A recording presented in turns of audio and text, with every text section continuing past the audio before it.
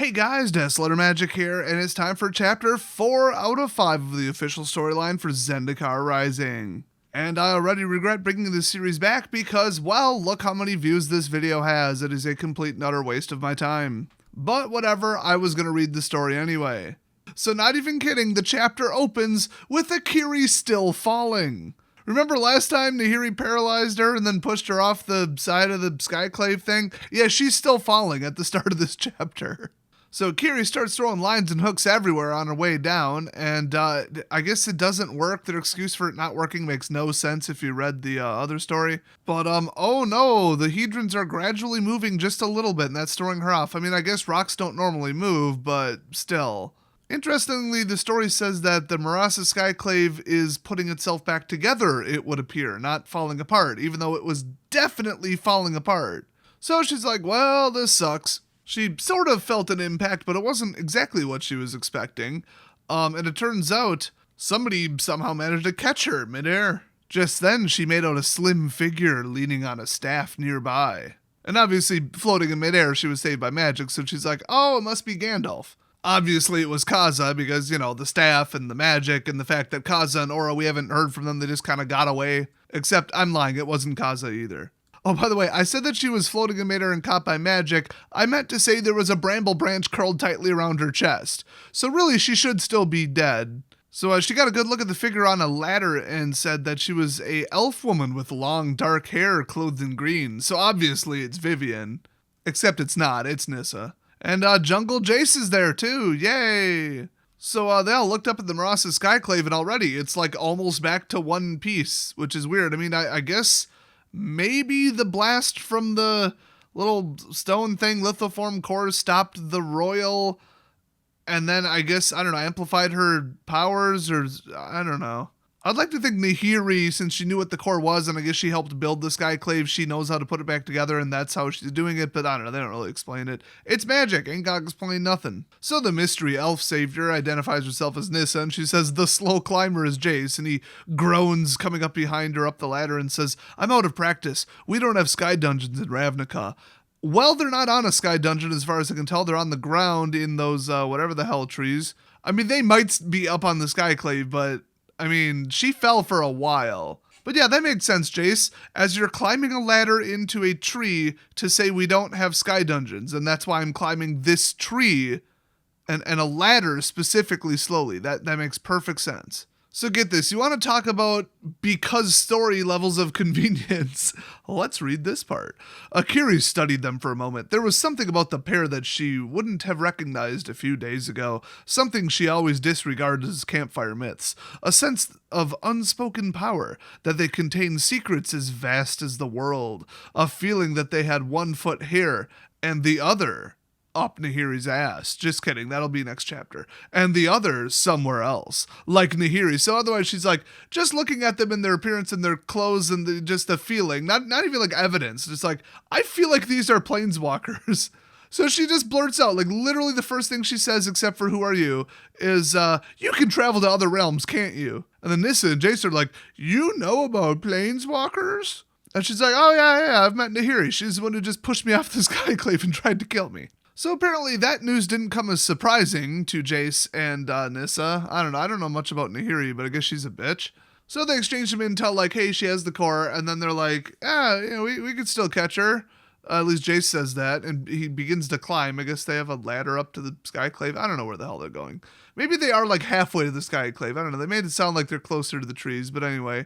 But Nissa says, no, Jace, look, and they see crazy stone lady coming down some morphing steps or whatever the hell she's doing to get out of the Skyclave. So somehow from this immense distance, Nissa shoots out of her hand a dozen thorn arrows, and Nahiri, because of the distance, has plenty of time to block the attack. Yes, I don't, deny that, but did she see them would be the question. My guess would be no, but apparently yes.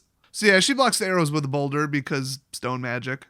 So Jace is just like, why are we throwing sticks and crap? And just reaches out in her direction. It looks like he's doing some kind of attack, but then Akiri's like, I don't see anything. And then suddenly Nahiri just holds her head like, Jace is all up in her. But I guess this unwise, moody, immature, crazy person can resist Jace's mind magic enough to glare at them and then throw a boulder his way. Because I guess we got to have a fair fight, even though there's no such thing with Jace. So Jace actually gets hit by the boulder, so he's obviously dead, but I guess not. And then Akiri, I think I've been saying that wrong this whole time. She already saw it coming, because of the distance and all, and hooked one of her lines onto the little thorn ladder rope, I don't know, magic Nissa jungle vine thing that I guess was going up the Skyclave. I don't know, whatever. And she catches him and swings back up. So, much talent. So Jace is all impressed, but when they look back, Nahiri is gone, which it's the middle of, like, the sky on a stone staircase. I mean, where did she go? So they travel by Nissa's magic vines and Akiri's magic, or not, I don't know. At this point, it seems far-fetched that anybody could throw anything with that distance and hook it every time without dying. But totally mundane, non-magical lines and hooks. And they're, I guess, chasing after her, even though they have no idea where she went. But they did say, we have to stop her. And everybody knows in a story, if you say, we have to stop, said villain, you automatically know what direction they went. I mean, that's just how the story works. It's just logic. But by the time Nissa and Jace reached the wide forested plateau beyond the cliffs, Nahiri was gone. Bitch, she was gone minutes ago. So Nissa starts talking to the trees, and Kira's like, what the hell is she doing? Jace is like, she's talking to the trees. So once they're on the ground, basically, and they lost Nahiri, Akira's like, well, I kind of give a shit about, I forgot their name even, wizardy and cleric person. Oh yeah, Aura and Kaza. I totally didn't just open the last chapter to double check that. But really, she's thinking, yeah, I hate planeswalkers. They, I don't know, unleash the Eldrazi or something. That's probably something they did. So because she's a prejudiced, bigot, she's like, I don't like any of them. They're all terrible, even though they just saved her and are chasing Nahiri and helping her. Well, she's like, well, I'm out. But on the way out, she does remind them, I'm done helping people from other realms. Y'all suck. So Jace is like, I think I've got an idea of where she's actually going. She's going to a place called the Singing City. I totally didn't just read her mind when I was using my mental attack before. So on the way out, Akiri was like, thanks for the tip. I can get there faster myself. We, I assume. You gotta yell we if you're hanging from all them lines and shit. Oh, actually, it looks like for some reason, Nissa's really, really, really pissed off and says, like, Jace, I guess, would only slow her down, so she takes off with vine travel through the forest at, like, Mach 5. And so Jace asks Akiri, well, you said you could get there fast. And Jungle Jace loves him a good swing from a line. But yeah, Akiri's gonna ditch him because she blames him personally for everything that any planeswalker has ever done wrong because she's an idiot. And Jace is like, wait, hold up. And he like puts his fingers on his temples because that's what, you do if you're in an X-Men comic. And he says, I'm sensing 2 figures down at the bay. I'm assuming they're your missing party members, though I can't say for certain. And Akiri's like, that's neat. How you doing that? And Jace is just like, I'm a mage. I'm good at illusions and thoughts and stuff. So finally Jace is like, hey, that core, if we get it, I could just like bring it off this plane. And then, there you go. And she's like, well, it's what Zareth would have wanted. No, Zareth wanted to not get absolutely nuked by the core. So she ended up bringing Jace to the entrance of the city that they were looking for, the Singing City. And then she, quite a bit later, reunites with Aura and Kaza at Sunder Bay. Well, and then the story just backs up to their trip through the forest to the city, which is odd. So they have this big emotional moment about friendship and death, and I don't know, they do makeovers and talk about boys. And then he goes through the entrance to the city of singing, or what was it? Oh, I forgot. So practically right after he walks in, he just bumps into Nahiri, and he's like, hi. She's like, hey, Jace. And then she says, of course you're here. I mean, right? Jace is basically the main character of Magic the Gathering. So they have such a, like, hero versus villain, needlessly simplified, polite conversation, I guess. He's like, I've come on Nissa's behalf. Naturally, she says. She says the core will destroy Zendikar.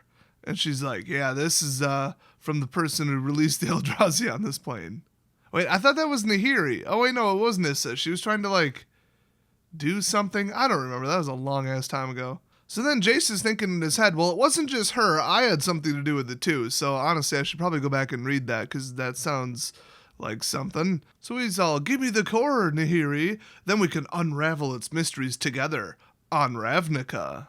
She thought about it for a second, and then she said, never. So then she tried to crush him in the hallway by bringing the stones together, because, she does stone stuff. So then, even though this is clearly white-aligned magic, he puts up a barrier that keeps him from getting crushed. I mean, that's literally what that new barrier planeswalker from Ravnica does, but okay, whatever. So then he made a bunch of illusionary Jace copies because, gotta do that, of course. But just as he made the illusions, he notices she's just running away, so he's like, oh, okay, well, I guess we're running now.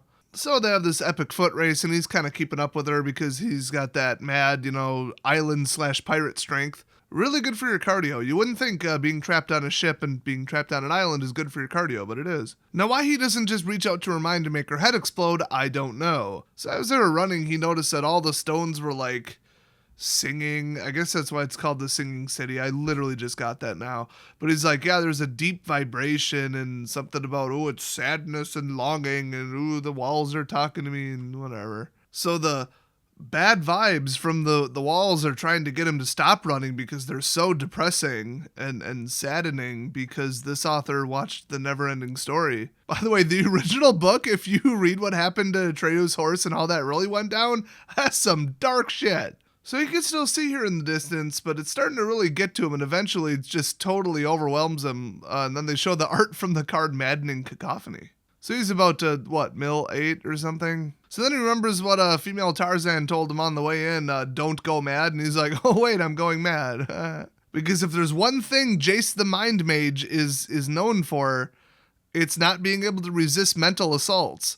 So then he tried a new experimental spell that made his ears not hear anything at all. So then he very quickly catches up on Nahiri, who is crumpled on the ground, hands over her ears. So then naturally he taunts her right to her face, just gets all up in her shit, and he's like, mind taker, bitch! Yes, I'm basically quoting Harvey Birdman on purpose. So because he is the master tactician to end all tacticians, instead of, grabbing the lithoform core out of her hands or pocket or ground or wherever the heck it is, he, extends his ear-blocking magic to her.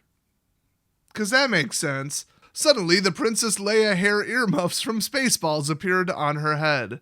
It's a very experimental spell. And then it says, Jace held back because he was unsure of what the Lithomancer's next reaction would be, wary of an attack. Yeah, you probably shouldn't have done that. While she was incapacitated, you should have just taken the core. So they have a little mental conversation, and the first thing she says is, yeah, we're not leaving with this core to another plane.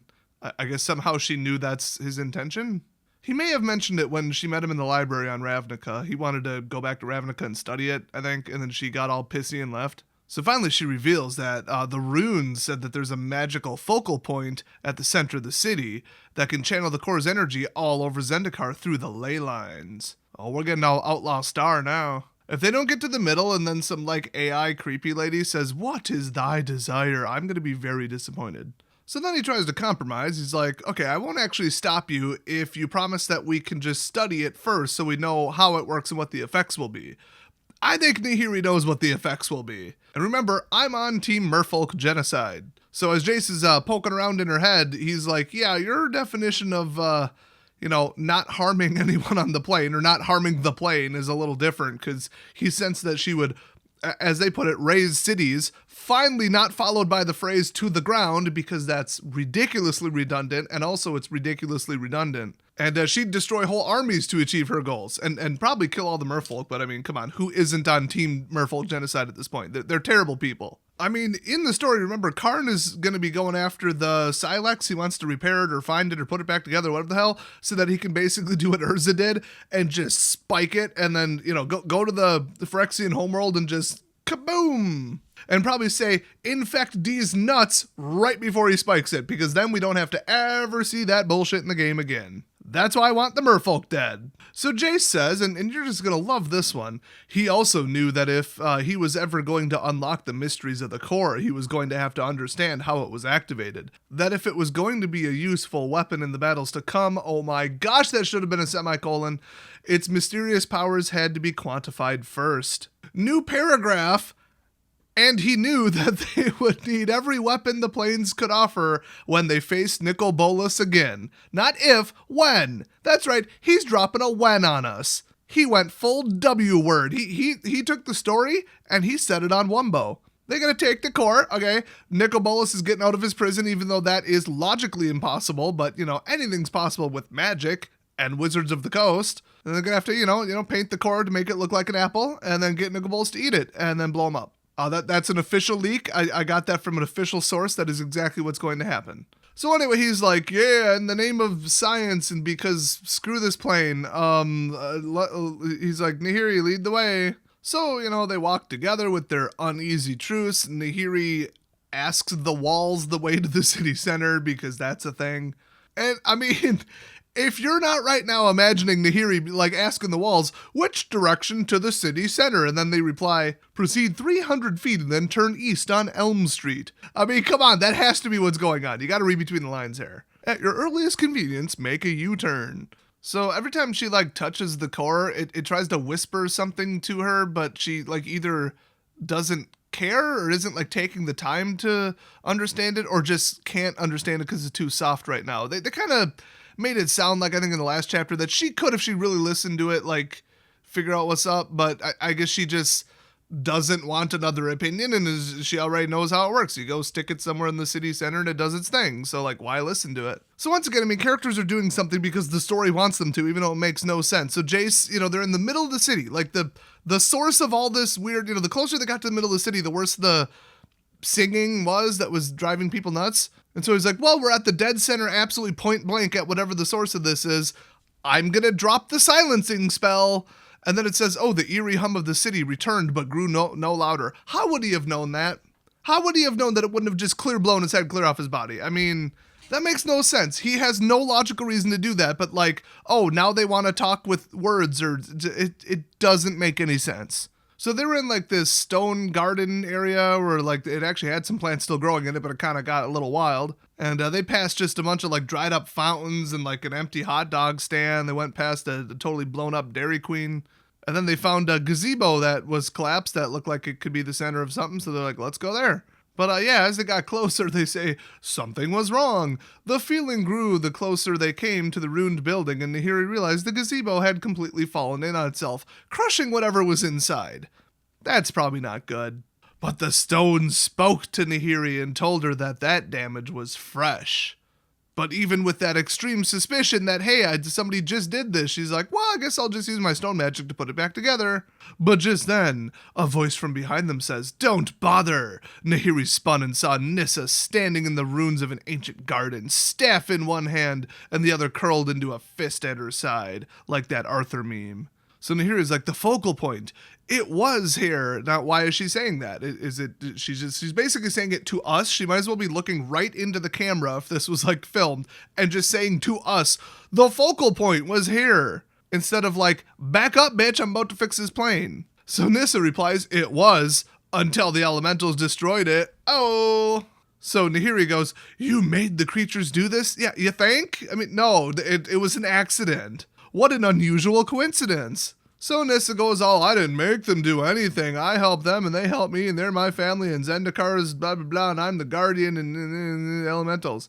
And then they reveal that who she summoned this time was Ashaya, which is, Ashaya, Soul of the Wild. So Nahiri's mad, but she's like, at the same time, I don't really want to fight that. So then Jace cuts in, I promise I won't use the core or let anyone else use it until we understand it. But he's like, you know what? He flipped from, we have to protect this plane and not, commit mass genocide and ruin the entire environment to turn everything to stone or whatever the hell it's going to do. That would be bad. And then he just switched straight, instantly to well, if I see it work and it blasts Zendikar, then we'll know how it's activated and then she'll let me bring it to Ravnica, we could study it, and then we could shove it up Nicol Bolas' ass. So he went from, let's save the whole plane to, super weapon, and now he's changes his mind again? Or I don't get it. He's just going to be oh, so you stick this in the thingy in the gazebo. Cool. Let's not do that. Does he think she'll let him get away with that? I don't even get what side he's on. I mean, he's on side study it and make it into a weapon against Bolas, but I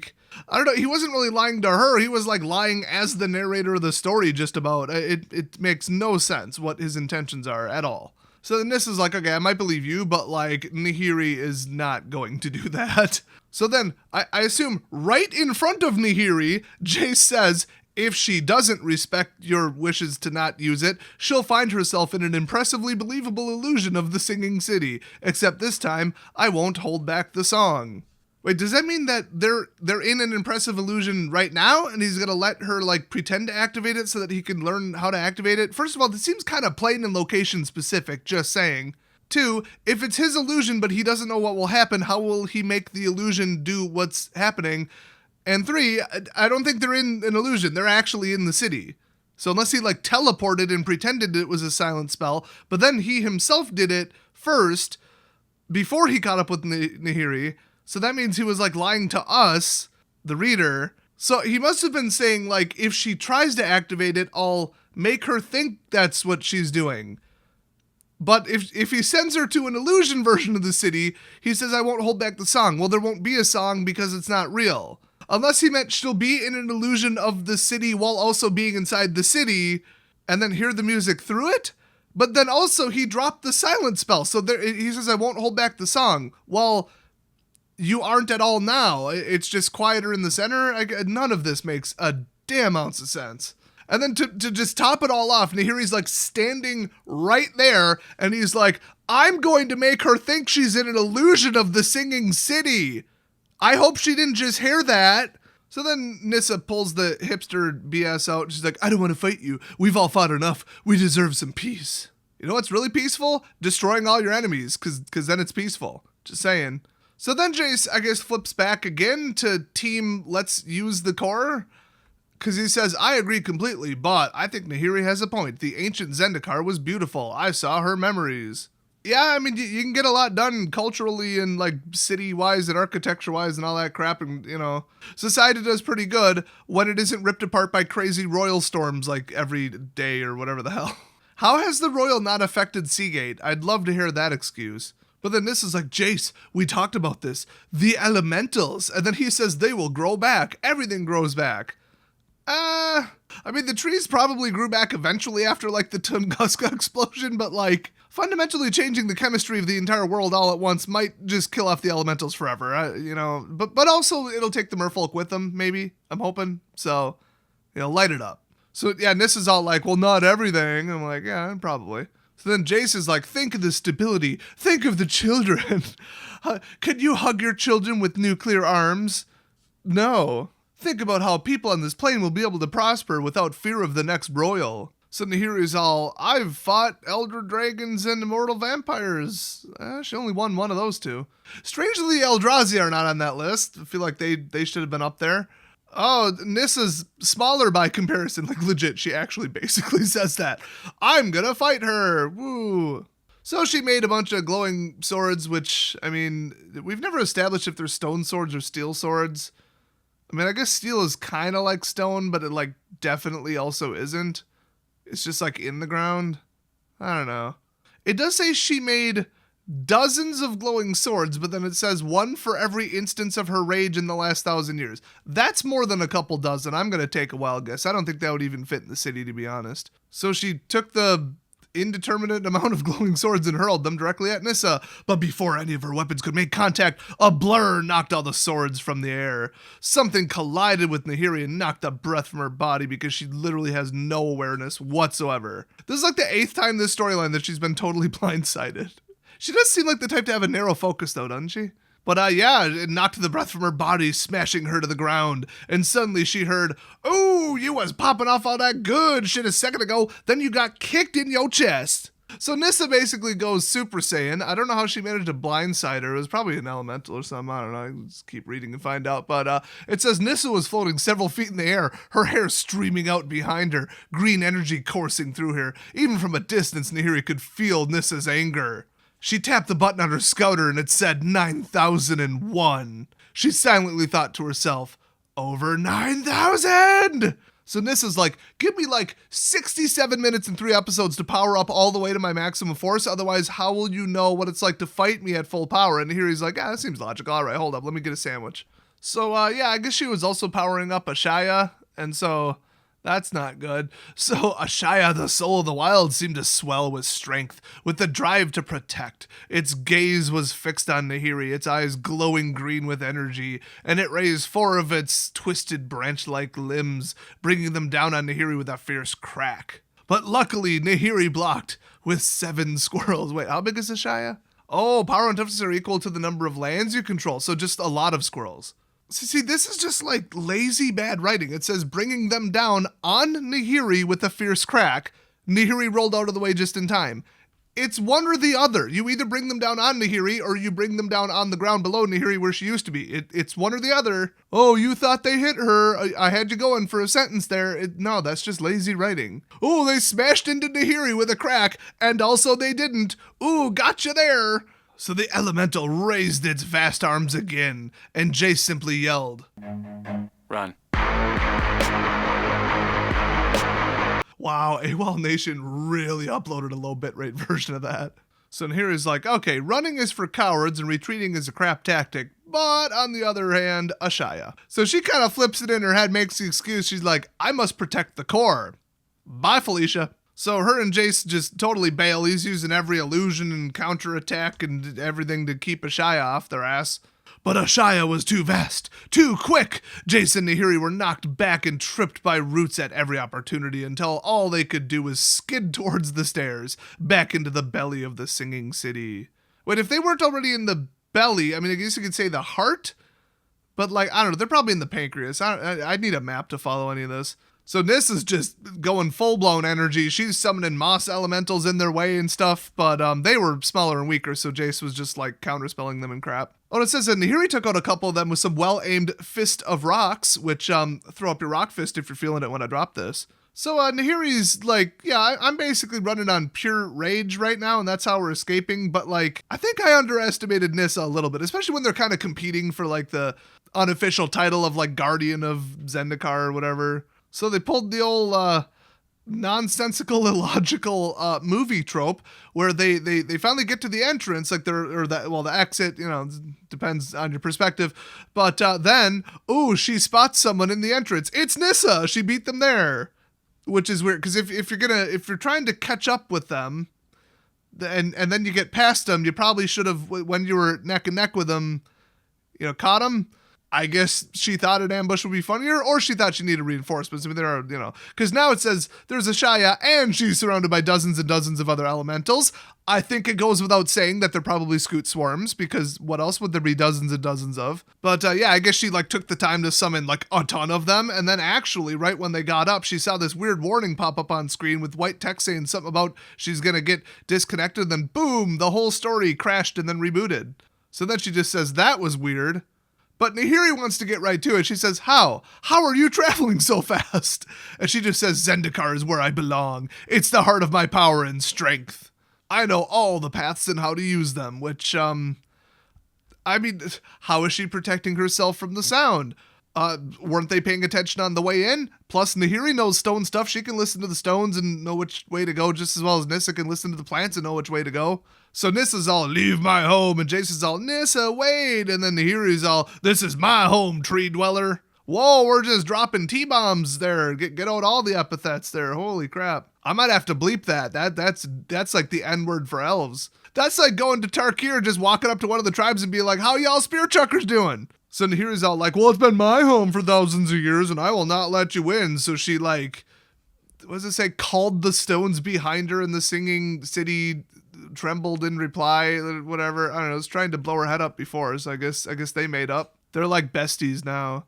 Dude, she's so good with stone magic, why didn't she pull a Thanos and like grab the moon, crush it into a bunch of tasty moon chunks, and then slam it down into the ground where Nissa is, despite that having a lot of issues with the physics behind it. So anyway, Nahiri spread her fingers and raised the stones, calling on all of her power for the attack. But the elementals were faster, surging forward like a furious horde toward Jace and Nahiri. And in that moment, Nahiri understood. The battle for Zendikar's soul had begun, and it would be a ruthless fight. And that's the end of the chapter, so there's really only one thing to ask, and that's, vote down in the comment section below who screwed up their moon physics worse. The end of Season 1 of the Umbrella Academy, or Endgame with Thanos and the moon. I know my opinion, I don't want to throw it off, but generally, I mean, at the speed of light, the average distance moon, at least based on Earth, so not really average, but okay, 1.2 seconds to get there. Okay, so Apollo astronauts took about 3 days to get to the moon. And to say they had a lot of chemical energy backing to get them there for acceleration, that would be a bit of an understatement.